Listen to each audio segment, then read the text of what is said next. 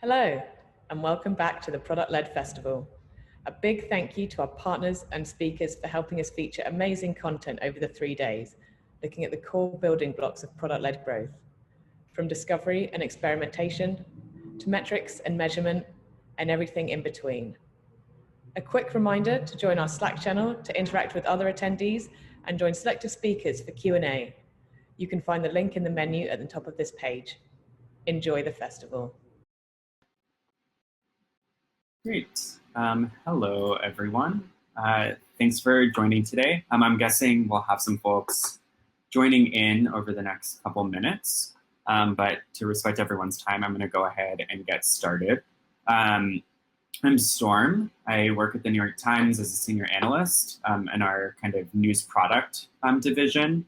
In general, what that means is I'm really on the day-to-day thinking about the article page or story page, whatever you want to call that, as a product, and understanding how our readers engage with it and what that engagement looks like, and helping support product teams and whatnot. So today I'm going to be focused on a question that came up to me in supporting these teams, which was how do we classify whether or not a page view is engaged. This has, if you are in analytics or product, you're probably aware, many different questions within it. What is engagement? What is a page view? Could go on and on about it. But want to take some time today to really focus on the process that I took in getting this metric put together and learnings that I had that I think helped make it a success. So I'll use this specific use case as a general launch off pad to talk through the process I think worked here. But feel free to ask questions as we go through. At certain moments, it's kind of like a building on top of itself type of deck. So I'll probably say, hey, if anyone has questions, take 15 seconds to write them and I can address them before we move on. Cool, thanks. So first, kind of just addressing what the broader challenge was, right? So as I said, how do we identify an engaged page view? In this specific use case, there were kind of 5 general tenets that I was holding to think about what success would look like here. One is descriptiveness, right? So often, and I'm sure some of y'all have faced this in your product org, but you'll have a metric that is super important for success, something like how many active days someone has or something like that. But it's really, really hard to move it with testing and feature building. So the idea here is we wanted something that was descriptive, that would kind of ladder up to these metrics we know are super important, but would also be very movable at the product level and at the feature development level. Then scalability. This is going to depend on your given metric you're thinking about. But for something like engaged page view, if you're saying that at the Times, you can imagine folks across the newsroom, folks in marketing, as well as in product, are all going to have some sort of buy-in to what that means. And if they hear it, they're going to want to understand what it means. So really taking a step back to say, hey, at scale, as I'm building this, what does this need to look like? How am I building a data infrastructure and overall just feature use that will enable things to be flexible as it grows and is deployed across the organization. The next one, movable, already hinted at this, but really want to make sure that if you're developing something that's product focused and you're an organization that relies on testing like we do, that it's something you can move and that meaningfully moves. The last is iterable. Similar to scalable, your business is going to change over time. If you're looking at something like an engaged page view, the types of things that count as engaged are going to probably change as your story formats change, as your data implementation and tracking changes, as you develop new apps, etc. So you really want something that can be added on top of, in my opinion, for longevity. And then also something simple, and I think this is maybe, along with descriptive and movable, the most important 3, right? You need to be able to explain this to folks across the business. It's one thing to have a metric that is all of the 4 things above, but if someone who is not data oriented at all can't understand what this is doing and what it's measuring, then it doesn't mean much because there's probably going to be low buy-in. Any questions here on these kind of 5 pillars? Give like 15 seconds.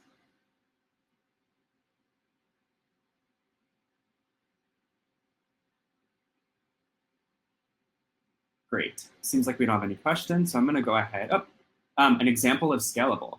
Yeah, so I think this engage page view metric is an example of that, right? It's a metric, and I can kind of go more deeply into it, but it considers many different engagements that someone could have on a given page view. But it accounts for things like, hey, a shorter story might mean you expect a different behavior than a very long form story that's like 5,000 words, right? Or you might think of a story format where someone's clicking and kind of swiping through something. What's going to matter is engagement there is different potentially than an article that's long form, where someone might, it's a click versus someone scrolling deep on the page. So in thinking about scalability in this use case, it was really making sure that we were developing a suite of engagement behaviors that was dynamic and usable across all of the different types of content we have at the times. Okay. So this, I think, is maybe if you're going to screenshot any slide, the slide to screenshot, hopefully. This is a general process diagram of putting together a new metric that, on reflection, I think is what worked for me. We're going to focus, you'll see that dotted circle, on everything that happens within those phases and some learnings I had and tips to take away. Really, I think when you're looking at user friction, just to address it, one of the things that I think made this metric a success in my use case was people wanted it. For a long time, people were like, how do we know if a page view is engaged? Doesn't matter if a page view is engaged. Why are we trying to drive this? What is our engaged audience? All of these sorts of questions have been asked time and time again. And additionally, there was this friction of wanting to understand how we could develop a metric that would ladder up to these kind of North Star, super important metrics that people felt like they couldn't move, right? So this friction of users, in this sense, generally product org, it enabled us to say, hey, let's come in with a solution, right? And that helps there be buy-in across the organization and making something that folks want to scale, right? And then after that, went into user interviews. That's really just kind of getting a sense of what you want for this metric, then making a roadmap for the project with a general brief of what you're going to accomplish and not accomplish, which moves into a research phase, which then you kind of surface everything back out and bring it to the business. And here it's really thinking about more of a formal proposal of what this metric actually is and how it's calculated. And maybe at that point you're like, hey, there's 2 options, not sure which one's gonna work. So then using more of a beta phase, which is an opportunity to control and decide who can use this metric, to better understand its limitations. So, the main point I'll make when we get there is really looking to make the metric fail, because when you find it failing, that means you often understand where it doesn't work, which in some ways is more useful than understanding where it does. So that way you can get ahead of the game and what you're kind of advertising this metric within the organization is accomplishing. Lastly is the rollout phase. Not going to go too deeply into that because I think it's hyper specific to your organization and the metric you're working with. But that's really thinking about how do you, once, if it's validated and there's alignment, how do you bring it back to the company and start to make it something that's commonly reported? Great. I'm gonna go ahead and keep moving through. If you have questions throughout the deck, just feel free to post them, but we're going to address each of these buckets within that circle individually. So you'll have some time to ask questions then. Before we go into the, the individual buckets themselves, I want to make sure we're on the same page with some of the overall ideas, or rather terms I'm going to be using throughout the presentation. So core stakeholder, I'm going to say that a lot. There's like this idea of like a core stakeholder versus kind of a data stakeholder. Often in this use case, a core stakeholder is going to be someone who is a product manager, right? If you're thinking about a new metric that's supporting a product organization. And I really would kind of think of these as 1 or 2 of the following 3 things. Someone who has a say in the approval process, right? or someone who can help disseminate the work downwards and upwards would be a core stakeholder because you want their buy-in and their kind of stewardship. And then also someone who's an expert in the domain is going to be super important. So having at least 2 of those things, I think, would warrant someone being a part of that core stakeholder group that you really want to be bought into the success here. Next is TLDR. Some folks view this as rude. It means too long, didn't read. I don't view it as rude. So sorry if you feel free to disagree. But in general, I think it's super important when thinking. I think it's super important when you're, thinking about your work to make sure that folks who are higher level or who are not super bought in have something that entices them and makes them feel like they understand the core concept of what you're trying to do. And lastly is North Star metric. I've already said this, so sorry if this was not a term you were familiar with, but the idea here is it's a metric that is like a leading indicator of success for your business. An example might be the start of subscribers, right? Or churn rate, or things like that could be a North Star metric, or things that are like directly below that you know are super important in driving subscription or retention for your organization, if that's the type of company you work for. Any questions here? I want to make sure we're on the same page before I move forward. I'll give like 10 seconds because 15 seconds feels really long once you wait for 15 seconds.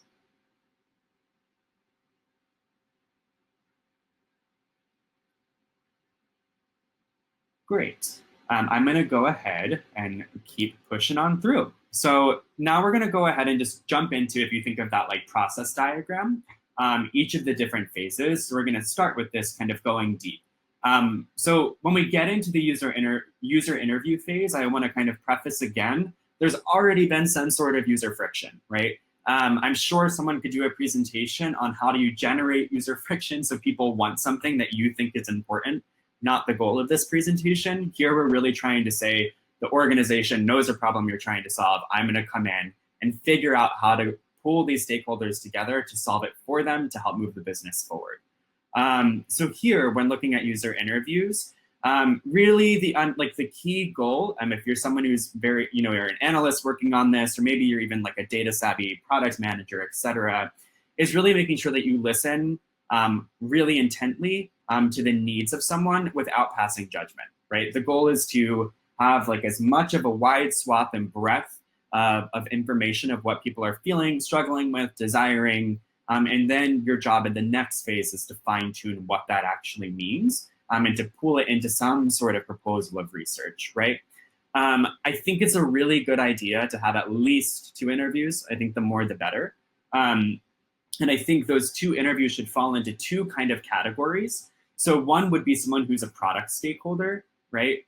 This product stakeholder is ideally going to be a part of that core stakeholder group. And what you want to really understand from them, I kind of have some questions that are listed below, but just as essentially like what's not working? What are you trying to move? What do you want to move it? What do you expect will move it? Kind of getting a sense of their hypotheses, given their product expertise, of what should kind of make this thing happen and what it should describe. That's the general goal there. You also, I think another crucial thing is making sure that you get a sense from them of how they expect this thing will relate to other metrics, to other work that's being done around the organization. So that way, in your research phase, you can do a good job of preemptively like relating it back to the broader narrative of how all of your metrics come together to really push those North Star metrics forward. On the data peer side, this is working with someone, and maybe you could end up in a use case where you don't have it. But for me, it was one of my first times working, developing a true blended metric. And I knew there were other folks within the data group at the times who had done blended metric work before. So I interviewed 2 folks who had done that to really get a sense of what they learned from that process, right? I knew going into it, like blended metric means there's a lot of components. How do you keep it simple? Like, how do you make sure that people understand like what this thing is actually describing and what goes into it, and they kind of understand the recipe per se.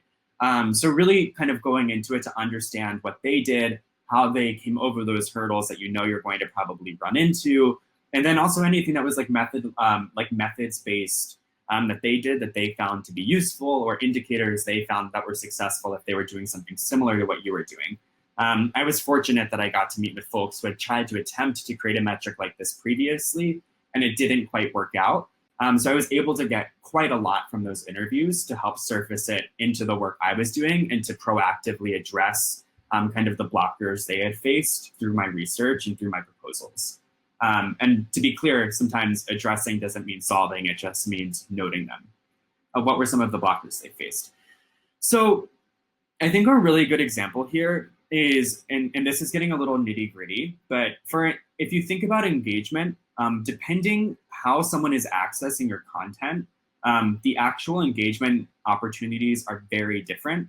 If you've worked with like mobile app versus web or desktop data, then you're already aware of like, how do you even count a page view? Is a page view when you get a text message and you swipe it down and then it goes back up and you look at the page view? Or is it only when you click to or tap through to a new piece within an app, versus desktop where maybe page view feels like more of a classic, like, well, you click to a new page and you easily generate something, there's no kind of distraction, right?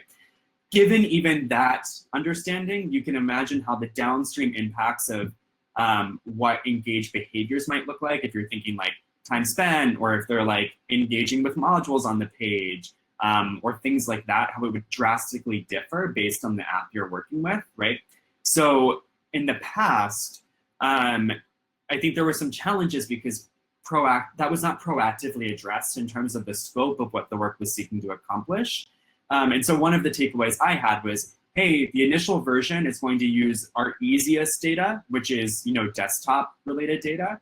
And we're going to solve for that first. We're going to see if it works there. And if we can do it there and we have buy-in, then let's talk about app and mobile, right? And I should say mobile app, because mobile web would be considered in the work that I did. But the idea was to really help hone the scope, because I found that one of the challenges I think run into in the past was like that scope creep, which ended up kind of derailing the work and making it hard to keep everything contained. Any other questions here? Give it another like 5 seconds. Okay, great, keep moving on. So you've done your user interviews, you have them documented, ideally in like a Word, like a Google Doc, Word doc, whatever you use, right? And then you want to take this work that you've done to understand the needs, the learnings, and pull this into a project brief, right? And this project brief should really be something that at its core is going to define what you're seeking to accomplish and what you're not seeking to accomplish, and what you're seeking to describe, right? When it comes to a metric. I think, I have some notes here on what I think like a great project brief is going to include.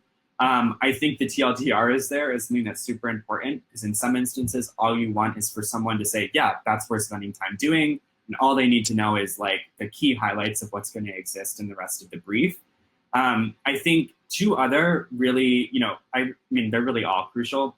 What the metric won't, I agree with you, Jamie. What I think is super important is, what the metric won't solve, as I was saying. You did the user interviews. The user interviews mean you have buy-in to do this work. So not surfacing quotes and learnings directly from those user interviews is only a disservice to your work. So I think it's also a good way to say, I'm not making the decision to say this is necessarily important or not important, but looping others in so it feels more of like a collective and collaborative effort in understanding the scope of the work. And then also super important is known limitations to the data, right? So if there's, tracking only exists on these certain page types, making sure you call out, hey, we're only going to solve for those page types, or we're going to solve for all page types, but it might be not the best metric to describe these certain ones, and there should really be a separate line of work that's trying to get tracking better over here. That's an option. But calling that out from the start and kind of taking the time to understand what could exist there in terms of gaps in being able to deploy the metric, I think really helps set yourself up for success in the research phase, because it really allows you as an analyst or someone who's supporting an analyst to say, hey, we don't need to worry about that rabbit hole. Like there are rabbit holes abound when thinking about the research work. So it really allows you to just say, we're good here. Once you have all of this, it's then worthwhile to put together a proposal of a roadmap given what your understanding of the work. It's also, I think, important to say that this is like a living, breathing roadmap. When I was working on this work, for the majority of it, it was working from home, given to COVID. And as a result, I had like a Slack channel where I was posting a Friday update of like, here's the status, like things are going as planned, super short, like 2 bullet points, or hey, this is going to take an extra week because of this discovery or this reprioritization and what I need to accomplish. Once you have that brief, it's really important to take that, a larger stakeholder group, which includes those core stakeholders, but I think also some other folks. Think of analysts, right, who aren't going to be a decision maker, but who are going to need to use this, right? Or other product teams that might care about it. It's a good opportunity to get people excited and bought in from the get-go. Like, hey, this thing is coming down the pipeline, and I'm really excited for this to come down the pipeline. It's much better to have your efforts being kind of keeping things close in terms of where, when things will become available and what will be available, rather than trying to like get people bought in once you have something ready to go, right? It's also a really good way from early on to start understanding if there's things you missed during that user interview phase that are worthwhile at least mentioning within the brief, right? It gives you just that opportunity to say, hey, I appreciate that feedback, but we're not gonna address it here. And then making sure that also those core stakeholders are involved, all of them, and that there's kind of an approval of the work, there's buy-in on the work, and that they have a sense of what's happening, because they're really the folks that you want to have by your side throughout the process. Any questions on the product brief? Give another couple seconds. Great, and I'll also take questions at the end. Oh, what is TLDR? Good question.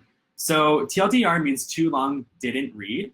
And it's just, or don't read, it generally is just a way of kind of getting the key takeaways at the top of a document to live there with not too much context. The idea is if you're like, high level in your organization, you might not have the time to care about the nitty gritty, and you trust the nitty gritty makes sense given people below you and their management styles.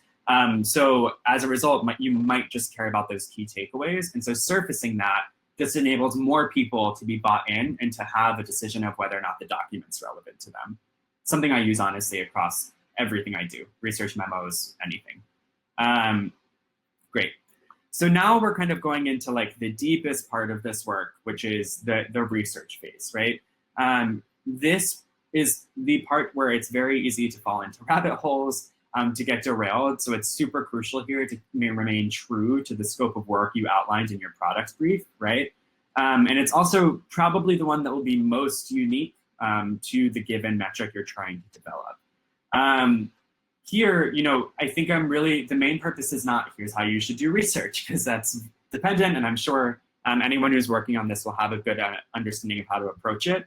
I think here it's rather just some questions that are worth addressing when you're thinking about a metric specifically, right? So like one of the most important things probably to most stakeholders is going to be, how does this relate to other metrics? And is it descriptive of things we care about? Again, going back to that North Star idea. So really making sure that during the research phase, once you have an idea of what you think the metric could be or should be, making sure you do that extra analysis of seeing kind of using retroactive data, what performance would look like, what relationships would exist and what relationships wouldn't exist, to make that very clearly defined when kind of presenting the options of what you could do, or the option if you only have one. Great. Another kind of example is like, think about common business questions that are going to come up, right? For engaged page view work that I had, it was classic to be like, you would think a subscriber to the New York Times is going to be have more engaged page views, or a stronger percent share of their page views that are engaged, than an anonymous user who doesn't even give us their email address, right? So when you have those assumptions, it's really worthwhile going through and just like outlining them and being very clear on what you find. A lot of this can also be sourced from that product interview you have during your user interview stage. Because those product folks are probably going to be the ones who are most curious to know, does this make sense in that fashion, right? Otherwise, I think the rest of the questions are outlined here. Feel free to take a quick read, but happy to answer any other questions that you might have. Give another like 10 or so seconds. Let me take a sip of water.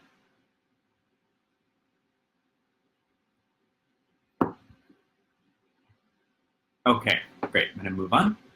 So you now have your research deep dive, right? And you do the research deep dive, you might want to share that with some of the core stakeholders who are data folks, right? Or if you have like a really close product partner you're working with, et cetera. But the next big share, do we have a limitation in the number of metrics?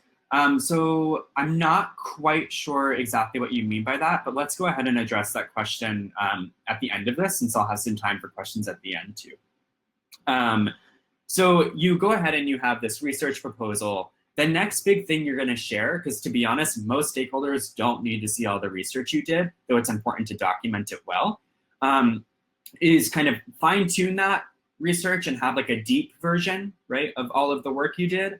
And then also, once you're done that deep version, take it and turn it into a succinct version, right? The succinct version is like, hey, I'm a product person. I don't need to look at 30 distributions of data and look at box plots and see all of the descriptive and exploratory analysis you did. I just need to see like the questions answered of like, does this relate to subscription? Does this relate to X, Y, and Z? And have that put together, as well as like what the formula for this metric will be, right? I think I might have gotten a little slow. Okay, I seem to be caught back up with my internet. So here, I think kind of a good workflow, which I have on the right side, is like writing a deep version, translating that deep version into a succinct version, as I was saying. And then once you have the succinct version, I would share that succinct version only with your core stakeholder group, right? Because now at this point, you want their buy-in. Their buy-in is the most important, right? So once they're on kind of like the same page with you, you get a sense of like, hey, like something like I discovered was there were some events meaning like interactions that were happening on the page that maybe were not truly descriptive of someone engaging with an article, but instead engaging with like other things like a subscription module or something like that. And it was like, hey, we should be more considerate of like which things we include, right? So that's like a good time to get that feedback from subject matter experts in other areas who have an understanding of their kind of workspace that you might not have thought to account for, right? And then once you get buy-in from the core stakeholders, you make any updates that are necessary, the next step will be really sharing it with your broader stakeholder group to launch you into the next part of the process, which is doing more of a beta phase, right?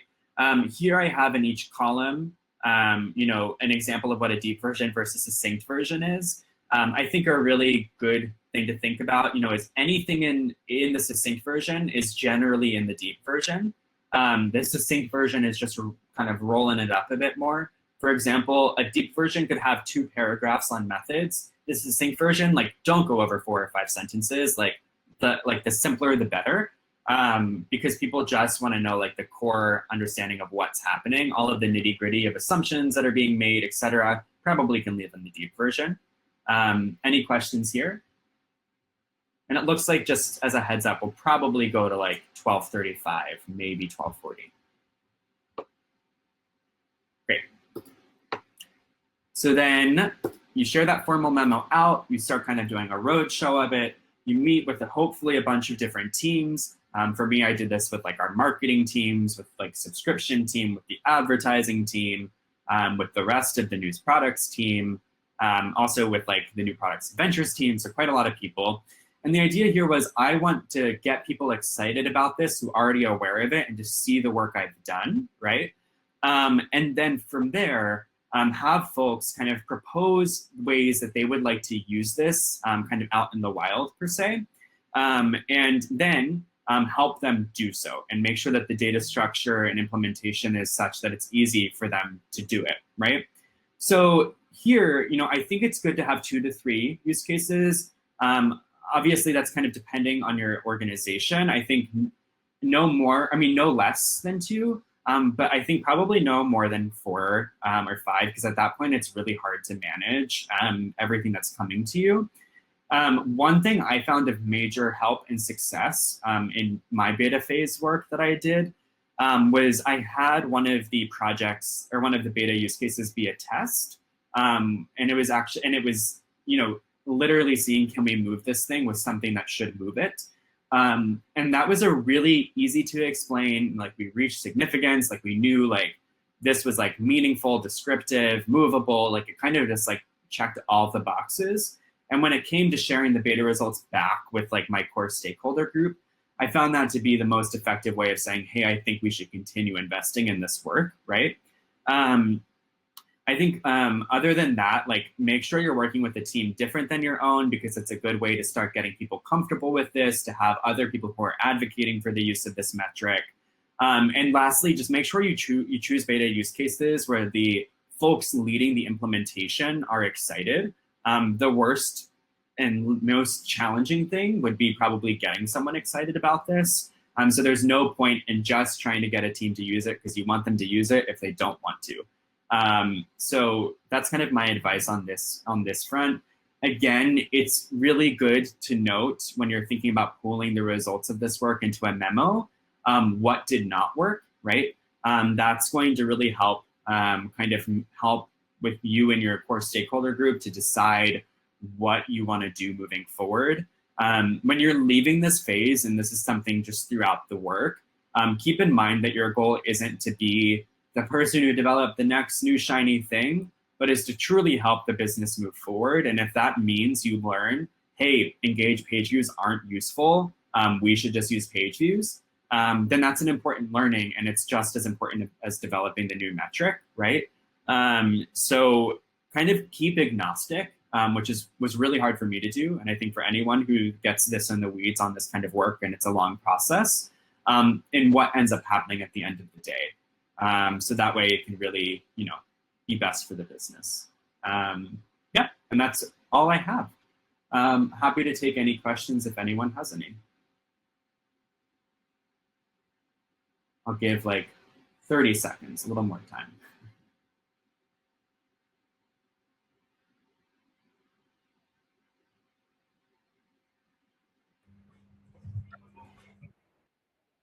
How do you recommend getting buy-in from other teams when there is resistance to new metrics that can be stopped from being effective if other teams don't recognize this value?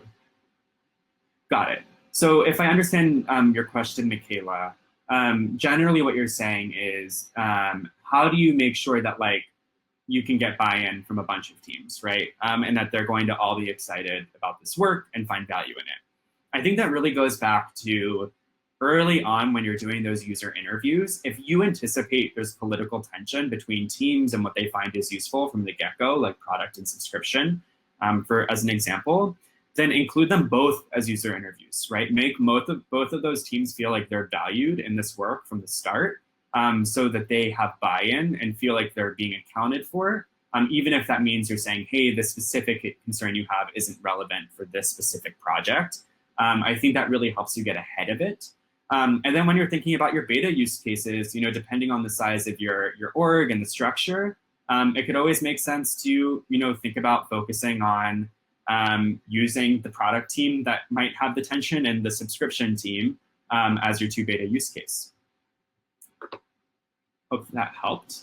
So Sarah, how long did this process take end to end? So I started in like, I would say December to January, and only last Thursday did I have the final meeting on the beta phase and bringing it back to the core stakeholder group. So it takes months. And you know, I think it depends on your organization, the size of it, the scope of the metric. But for something like Engage PageView at an organization that's, you know, media and news, it has a lot of things you have to account for. So it took some time. But I think in the grand scheme of things, it's actually not that long, given the business knowledge it will hopefully help drive moving forward. How did it then, Adita, how long did it take you to go from the interview to launch? I think that's a similar question to Sarah. So I'll kind of leave it at that. And how many interactions do we have? So I'm going to keep that kind of open. You know, it's kind of complex because I group different interactions into different meanings. So at the end of the day, it was like, you know, over 5 that we ended up including to make sure we could account for the different types of content we have. But otherwise, I'll keep that a little vague. Anything else? If not, feel free to add me on LinkedIn. Oh, I see one new message. How do we ensure the quality of your metric over time? Such a good question. Yeah, so that's something I'm working on like this moment, right? For me, it's really making sure the way that I'm kind of thinking about the rollout phase is that I'm going to start with my immediate kind of group, which is like people who think about features on article pages, right? And I'm going to help them roll out the metric and do testing there. And I'm kind of going to take on a bit of a consultant role and then saying, hey, let me meet with other teams like in growth or whatever and help them think about an initial use case. I think something that's important here in terms of the quality of the metric is also letting other folks feel like they have ownership of it too. So it's me stepping in to say, here's how you can do the first iteration. From there, I think my role is just being there if someone flags something that's wrong. But my hope is that folks want to contribute to this and don't only view me as a subject matter expert, because for me, that means I actually didn't do such a great job if at the end of the day, there aren't other experts. What part of the process was the biggest challenge and why? So the biggest part was, it's such a good question. The research part was really hard. It was really hard to figure out what types of behaviors to even research and include in this metric, and then how to make that something that was easy to understand by the diverse kind of core stakeholder group I had was also a challenge. So I think that just took a lot of practice on my end in writing. I had like 20 pages of research in that deep dive memo. So just figuring out how to turn 20 pages into 3 pages was a big challenge. Can you explain more about how a specific metric would scale up during phases? Yeah, so I think it's slightly, out of scope for this. I think the goal here is to think more about the development of it rather than the scaling. I don't think I'm an expert in the scaling side of things. And so that's something I'm about to kind of delve into myself. Again, feel free to add me on LinkedIn and happy to discuss and keep in touch on how it's going in the future. How many iterations did I have to go through during the beta phase? Yeah, so actually it worked. I was very lucky. I did a lot of research and a lot of correlative analysis during the research portion. And it ended up for both beta use cases, one, the A/B test one I worked with had a much clearer, this is like a true success, we want to keep using it. The other was a modeling project. And that modeling project didn't find that it was like an important feature, but they were also coming in with a fully developed model and seeing if they could add this as something else that would be helpful, right? And so the hardest part there was like trying to figure out the narrative and the story to tell around its kind of lack of usefulness, but it also didn't hurt it. So I think that was a challenge. I think iterations, I was fortunate that I think it kind of worked. I will say that there was this kind of overall question of like, does it matter if someone has 1 engaged behavior, 2 engaged behaviors, 3 engaged behaviors? Like how many do you need to have for your page view to be engaged? And so I did do some exploration in testing out, do we see a better lift in this A/B test if someone had 2+ engaged behaviors or just 1+? So that was some iterative work that was done with the goal of balancing efficacy with, kind of simplicity. So that was one work stream. And then what tools do I use to build metrics? Yeah, so in this case, there's not going to be training involved. So it's not a model in that sense. In terms of like how I build it, we use BigQuery. So I use BigQuery and Python to do, data is very large. Python needs sampling of our data. So I did sampling within BigQuery, pulled that into Python, and then did my exploratory analysis there and did some automation to help work through that.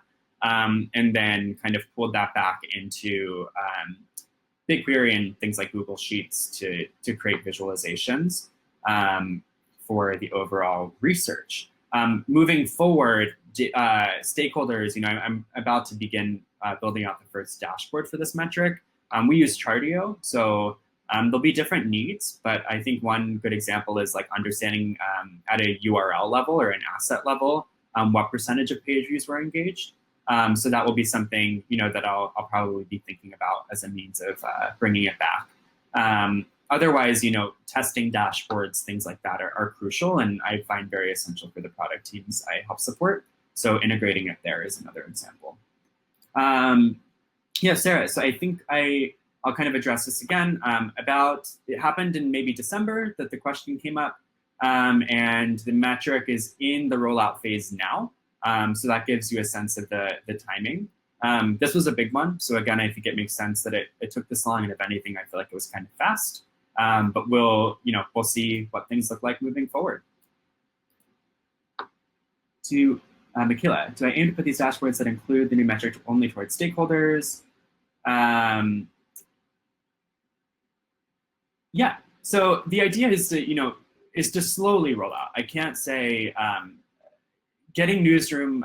I think in our use case, the Newsroom is massive.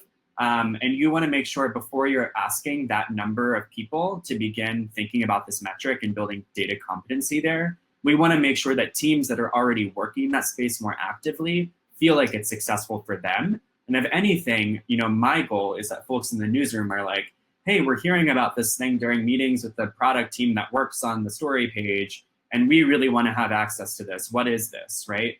And then helping it roll out to them. I think, my first initial rollout is going to go beyond the core stakeholder group. I'm meeting with the core stakeholder group next week to come up with a rollout plan for about 4 product teams. So that will be the first time that we're really building it out. And my goal here is to no longer be, I'll provide assistance as like someone in the room, I'm guessing, when product teams meet to discuss using it. But my hope is that other analysts will lead the conversation so that way they can begin to become experts in how to use it. How many metrics one team might be using? Would you use one Chartio dashboard for all metrics or for one team? Yeah, I mean, I think that's a good question. I would say that feels out of scope for this presentation, not to say no. But I think my suggestion on thinking about what metrics to use for a given team and what to put in a Chartio dashboard is to really understand the product team's needs, what they're trying to do for the company, and to select metrics that they can advance and ladder up to their business goals. Okay, seems like we're kind of going a bit over time. So I'm gonna go ahead and wrap things up. But again, I think my LinkedIn is on my Product Led Alliance page. Feel free to add me, send me additional questions there. I'm happy to chat where it makes sense. Thank you all for joining. That was fantastic. A big virtual round of applause for you. And just a reminder to everyone who tuned in, Storm is also on the PLA Slack channel, so you can also reach him there. So thank you very much, Storm. Have a great day. Yes, end session.